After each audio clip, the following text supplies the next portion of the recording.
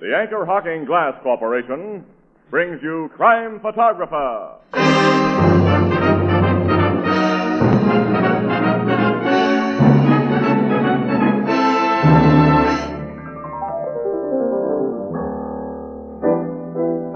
Hi, Ethelbert. Hello, Casey. What did you think of the royal wedding?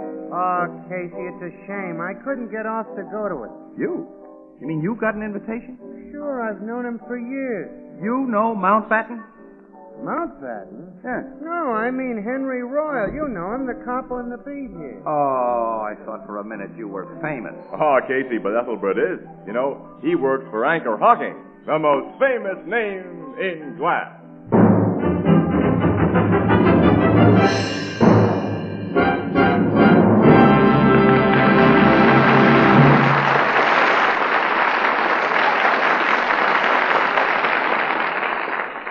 Good evening, ladies and gentlemen. This is Tony Marvin.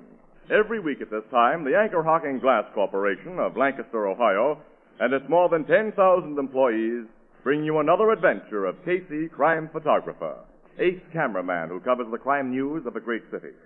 Written by Alonzo Dean Cole, our adventure for tonight, Earned Reward.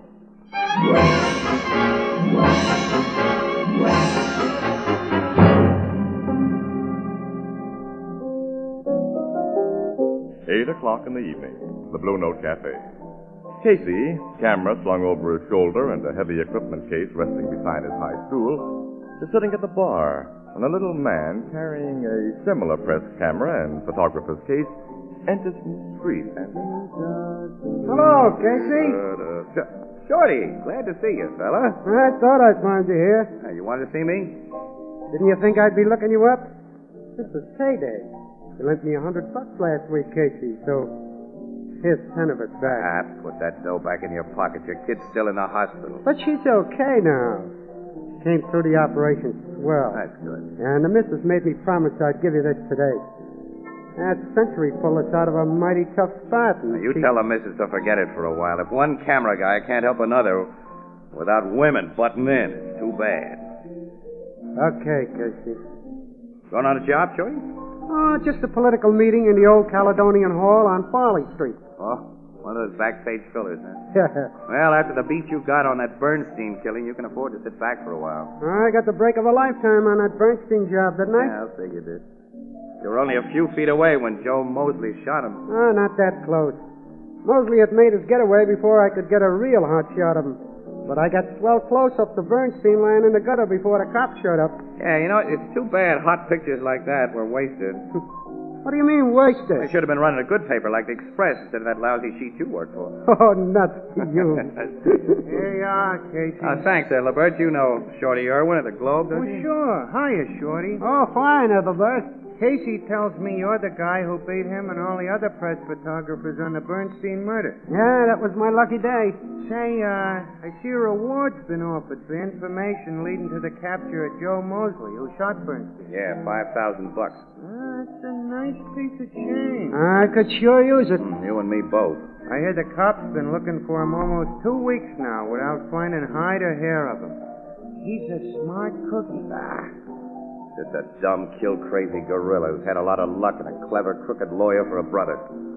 And now, when the cops catch him, even a mouthpiece like his brother Frank can't save him from the chair after that Bernstein job.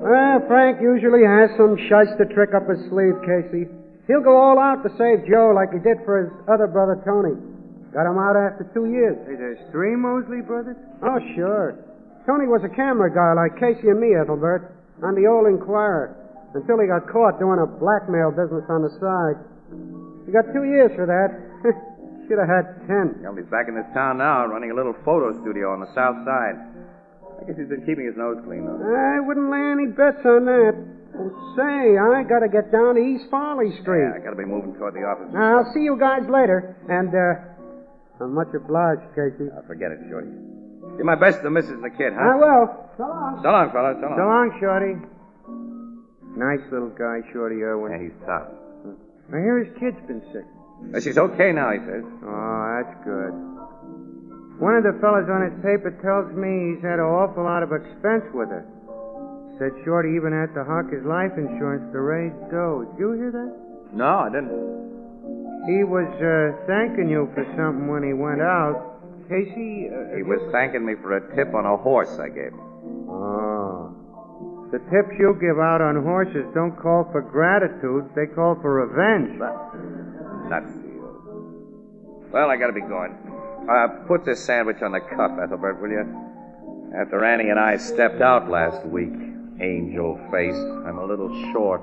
Okay. Well, so long. So long. Well, here comes Miss Williams. Oh, hello, Annie. Hi there. Hey, Casey, there's a big fire downtown, and City Desk told me to pick you up and get down there right away. What kind of fire? Where downtown? An old frame tenement house. People are trapped in Hey, it. that's front page stuff. Sure, come on. It's on East Farley Street. East Farley Street? Yeah. Holy smoke. The shorty's already on his way there. That little mug will see that fire and get another beat on me. Well, he's a pal of yours, Casey. What do you... I got no pals when it comes to getting pictures. Come on, Ann. We gotta make this fire before that shrimp gets all the gravy.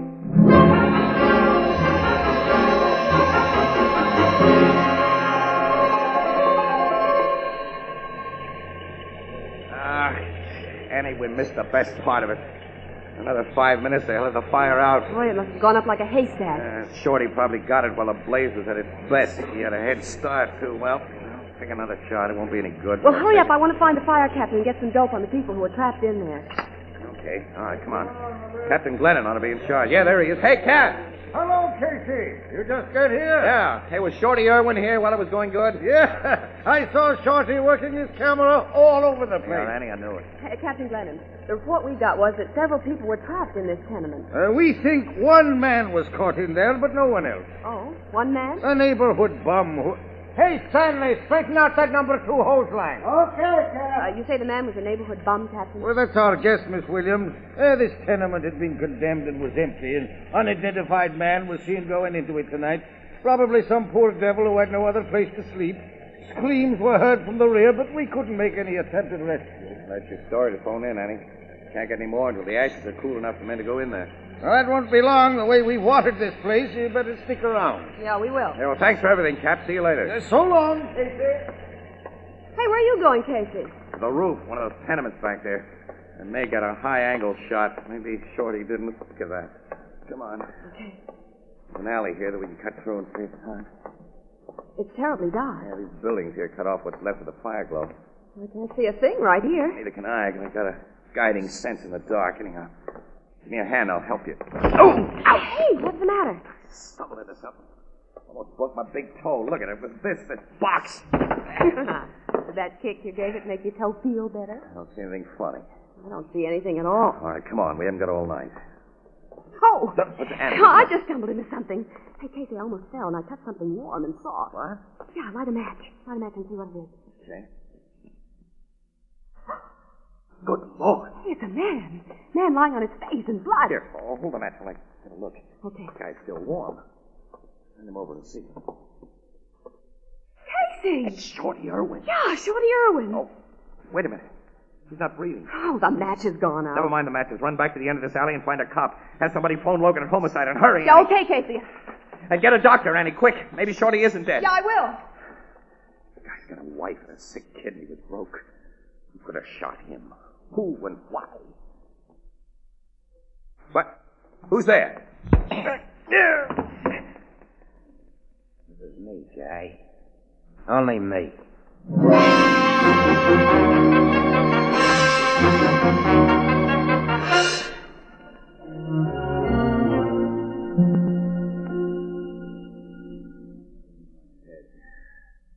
All I know, Logan, is that I heard somebody moving just behind me, and then something hit me. According to the doc, it must have been the butt of a gun. Casey, we thought at first that you were dead, too. What?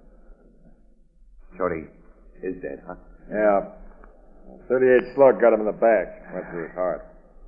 Who could have killed a harmless little guy like him? The same one who slugged you, Casey, from the looks of things. Yeah, but who was the killer, Logan? Haven't you found any leads? Not yet. How long have I been out? Almost half an hour, Casey. Gee, I'm so worried. It's all right, kid. I'm okay. Born with a thick skull. Hey, you knew Irwin pretty well, Casey. Can't you think of some reason why... There wasn't any reason, Logan. Now, don't question Casey now, Captain Logan. The doctor says he's got to go to the hospital. Hospital? Oh, no. Forget it, Annie. Logan, you remember Shorty got a beat on the Bernstein murder. Maybe Mosley thought Shorty got a picture that would help strap him in the chair and... Now, forget about Mosley, pal. He's dead. Who's dead? Joe Mosley. He was the man who died in the tenement fire. Joe Mosley? Yeah. Fireman dragged out a charred body shortly after you were socked. It was lying just inside what was under the back door.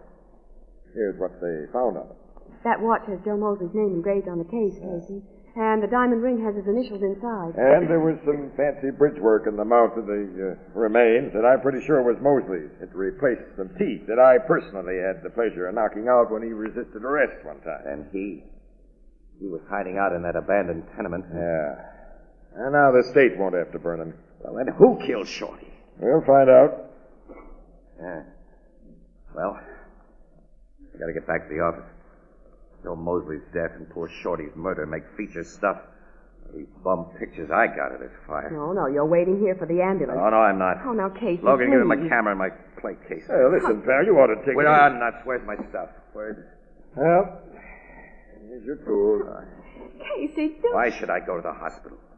Lie there and think about that nice little guy, Shorty Irwin. Some louse shot in the back.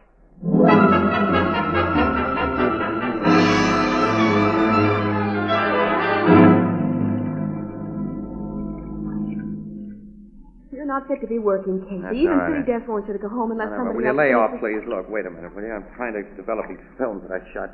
You got no business in the darkroom anyway, Annie. Okay, if you want me to go out. I'm sorry, kid. I'm sorry. I didn't mean that. Okay, I know. I understand. Let's see what I've got here.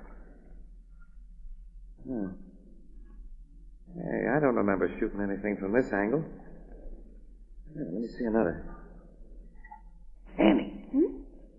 I didn't take these pictures. What? Well, there's a shot here of... Get on the phone outside and call Logan right away. Sure, will but you? what's it all about, Casey? What have you found? I won't be sure until I made a print of this negative. But I think I've got a picture of Shorty Irwin's murderer.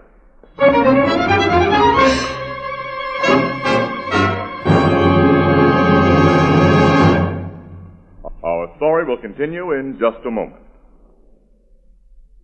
Do you know how to make breakfast toast more appealing, more satisfying? Well, here's a gratifyingly simple trick.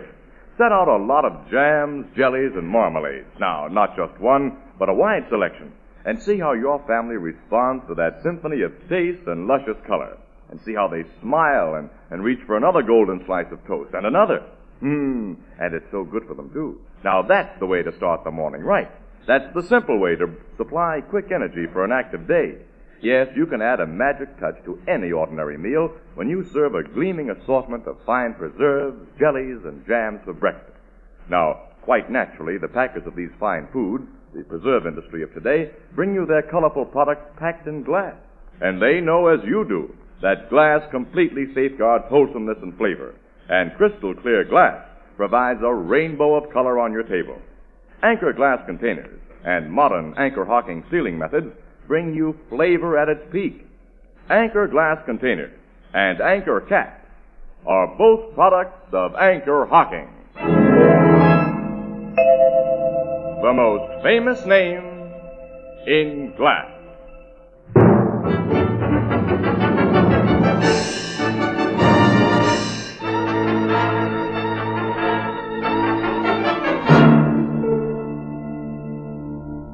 How'd you get this picture, Casey? Logan, I didn't get it. Shorty got it. Shorty. Look, what did you do with the other equipment case, Logan? The one that you thought was Shorty's.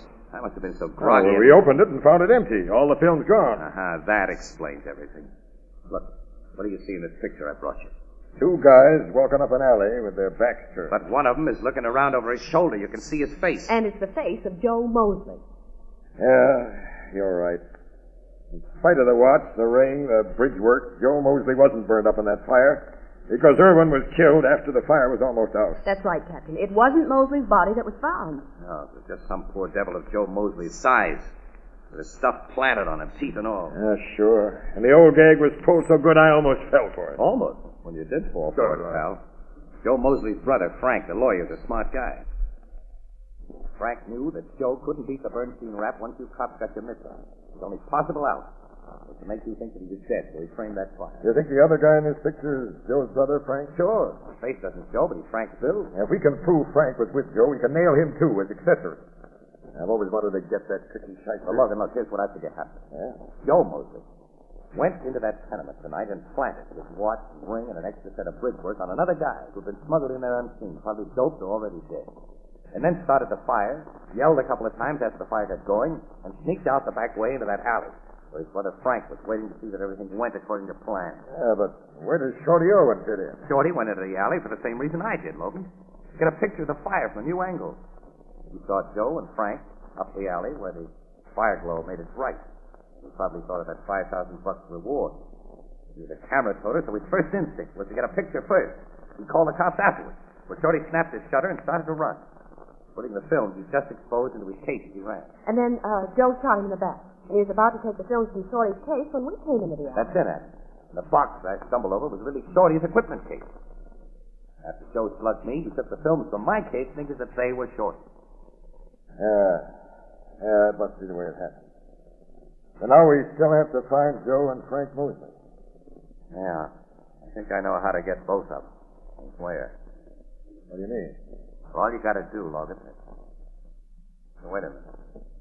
Before I pass out any more information, Logan, I want an understanding about that $5,000 reward.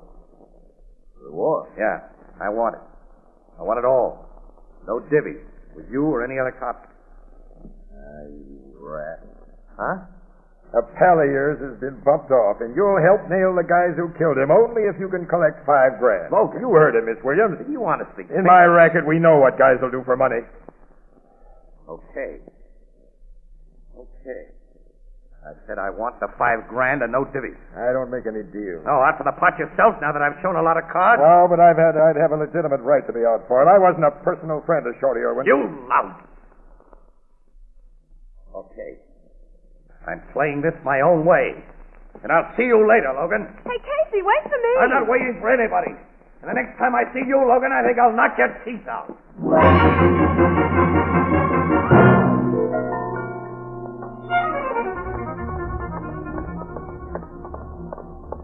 Casey, where are you going? Get in my car, Annie. Go home, please. I'm going with you. You know, Logan didn't mean what he said. Didn't he? No, he couldn't have. He spoke of it so suddenly, Casey, out of a clear sky. It took him by surprise. And why are you so interested in that reward? You figure it out for yourself, honey. There's a car. Better take a cab home. I'm not going home. I'm going with you. Okay, if you want to stick your neck out, get in. I don't think I'll enjoy your company, but I will go along with you to satisfy my curiosity. Your neck and your curiosity. Where are we going? To the south side and through red light. What's on the south side? A photographer's studio. Run by a guy who calls himself Jackson.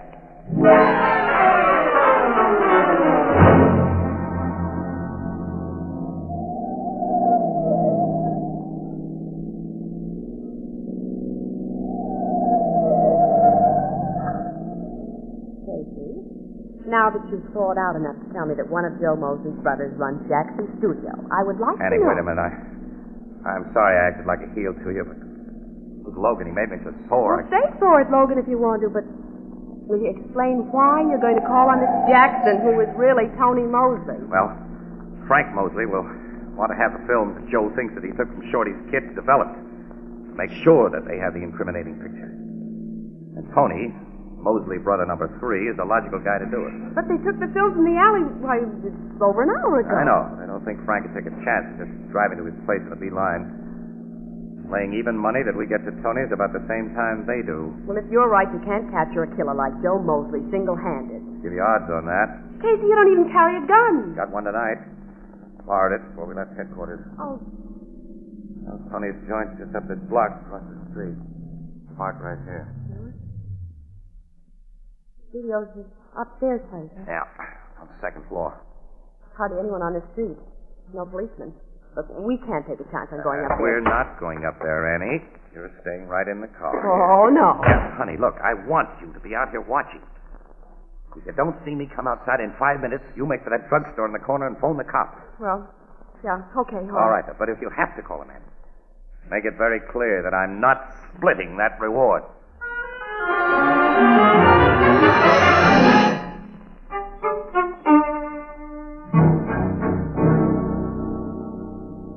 You developed every film, Tony.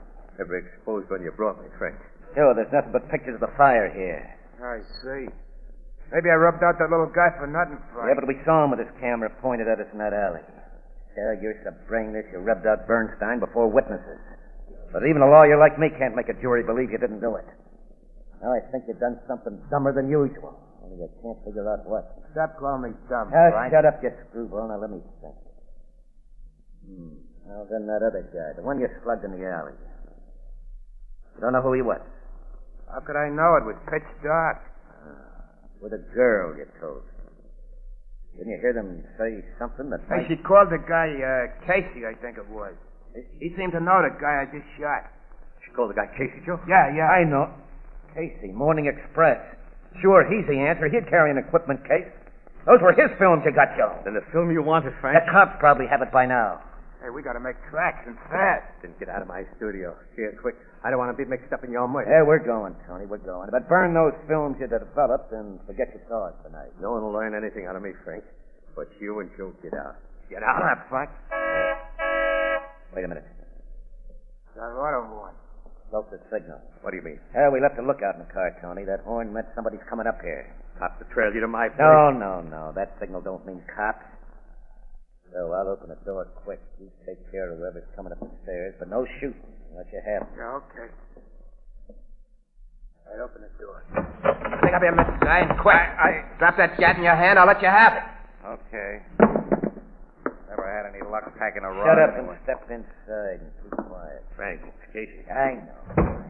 How are you, Frank? Hello, Tony. Mug with a gun, of course, is brother Joe. What were you doing on them stairs? Coming up to have Tony take my picture. A wise guy, ain't Shut you? up, Joe. Where's the film, Casey? What film? Come clean. I figured out what happened. Yeah, I guess you have. The cops have the film, Frank, and the cops have this joint surrounded right now. Frank. Now take it easy, Tony. That bluff won't work, Casey. We have a lookout on the street who would have let us know if any cops were around. Just as he tipped us to expect you. Oh, yeah. Should have thought of that. The sock on the head Joe gave me didn't do my brains much good. You're going to get more than a sock on the head this time, wise guy. That's right. I can guess why you had a hunch to come here, Casey. You can't figure out why you were sap enough to come alone. You know, you put yourself in quite a spot now. You better not pull any rough stuff, Frank. I wasn't such a sap as you Hold think. it. Someone's coming up the stairs, Frank. I hear him. This guy makes a whisper, Joe. You know what to do. Yeah. The Schultz didn't give us any signal. What? Yeah, Schultz is knocked. Go on, let him in. Oh, you look at her. Yeah. Let me in, guys. Okay, Schultz. Hey, who's the dame with you? Casey. Annie. Get in there, lady. All right. I saw the big guy leave the skirt in the car when he started up here, boss. So after I gave you the signal, I kept an eye on her. She started toward the drugstore with the telephone a minute You ago. put a gun in my back, Casey. That's all right. Well, you've done a nice job, Schultz. Well, Casey, if it depended on this girl to bring the cops, she won't now. I'm sorry, Casey. You two have acted so dumb in coming here alone. I got an idea you've been even dumber. If you didn't turn that film over to the cops. You're wrong, Frank. Captain Logan of Homicide has got that Nuts. film. If he knew about it, he'd have come here with you. Now, listen. You listen to me. Where is that film? Casey just told You're you going to when... tell us the truth. Tell us where it is. All right. Joe, you know how to make them talk. Yeah, I know. And start with the dame. Right now. Let her go. Keep the guy covered, Schultz. He was too slow, Frank. Break my arm, boss. Get my gun. Go. I'll fix him, Frank. Casey, look out! Got it.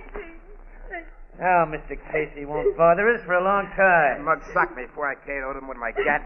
No one socks Joe Mosley and gets away with it. I'm going to beat his head in. No, don't hit him again, Just don't. watch me. Hey, what's this? Joe's been shot. Pick him up, you guys. Get him up.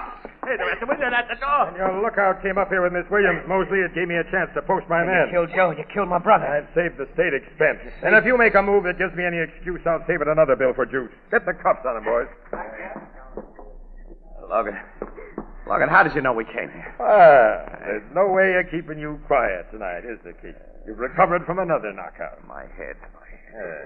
Casey. That's all right, Eddie. I'm okay. Logan, I ask you, how did you know? I simply followed your car, you sap.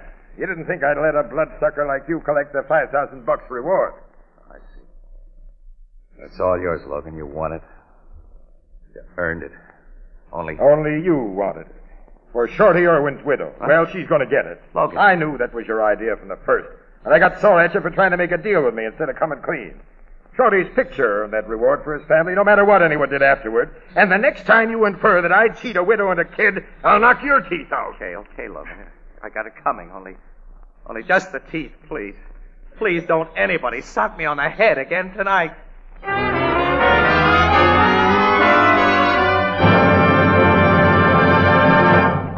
We'll join the crowd at the Blue Note in just a moment.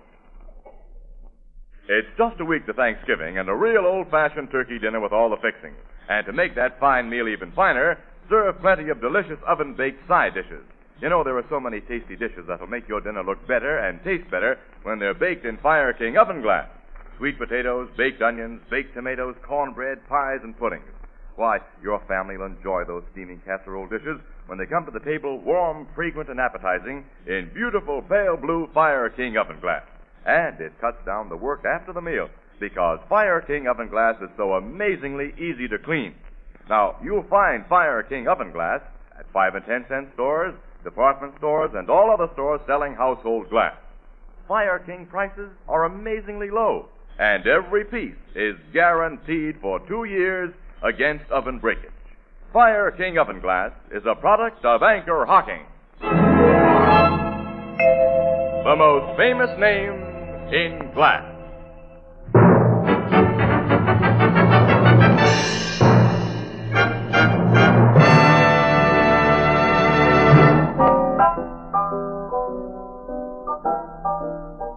Hello, Miss Williams. Captain Logan. Hello, Ethelbert. Say, where's Casey? He's home in bed, Ethelbert, on Dr. Logan's orders. You sent the guy to bed, Captain? That's right, Ethelbert. And the 2 men I assigned to take him home have orders to make sure that's where he goes. What's so funny? Hey, look who's coming in the door with those bandages on his head. What? Casey! Hiya, folks. Meet my pal. Sergeant, I thought I told you to see that Casey... Wait a minute, Logan. That's not their fault. What do you mean? They brought me here. This is where I told them I live. Why, all right. Set him up, Ethelbert. A guy who earns a $5,000 reward can afford to pay for it. These are on you, Casey. $5,000? Ethelbert, can you lend me $5 more? I'm still flat.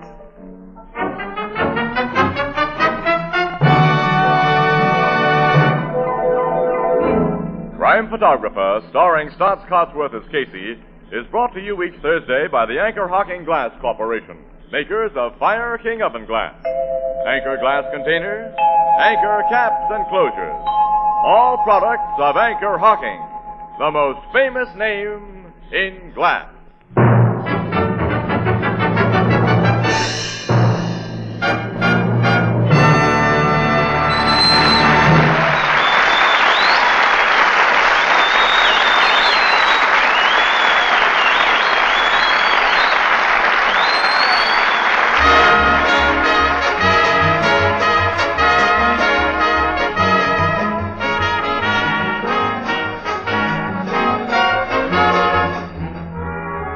Crime Photographer is directed by John Deep.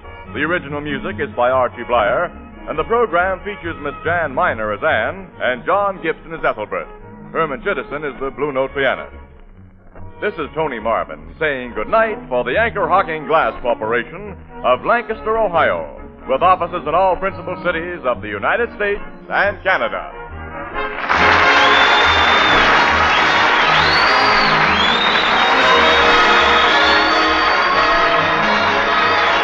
This is CBS, the Columbia Broadcasting System.